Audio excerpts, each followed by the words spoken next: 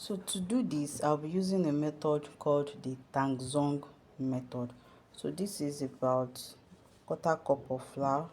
I took it from this 600 gram of flour. So you can use up to 5 to 10% of the quantity of your flour to prepare your Tangzhong.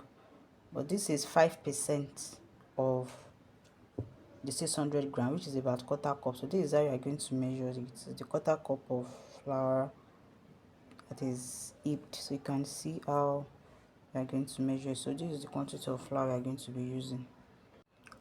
So I'll pour it in another bowl. My liquid, I'll be using coconut milk. You can also use water, but because I want it to, I have coconut milk available, that's why I'm using it.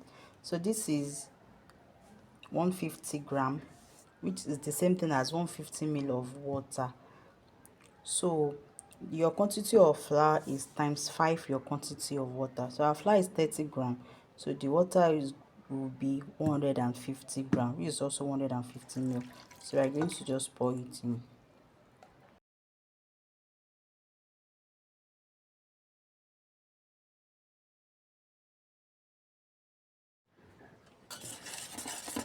So you can see, at least I've made sure that there are no lumps in the mixture.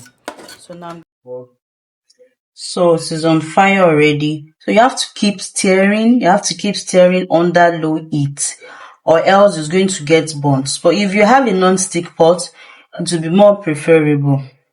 So you have to keep stirring so that it does not get burnt. You can see that it's beginning to solidify, and you have to be careful too, so that it does not get overcooked. So I'm going to place it off fire now as soon as possible. So our Tangzhong is ready. You have to make sure that it is completely cool before using it for your bread. It has to be completely cool. It's hot now. So if you are in a hurry, you can place it inside the fridge or freezer to make it cool fast. Or if you want to make your bread today, you can prepare this your Tangzhong like yesterday and store it in the fridge. So our Tangzhong is completely cool now. So we're going to add it to our flour.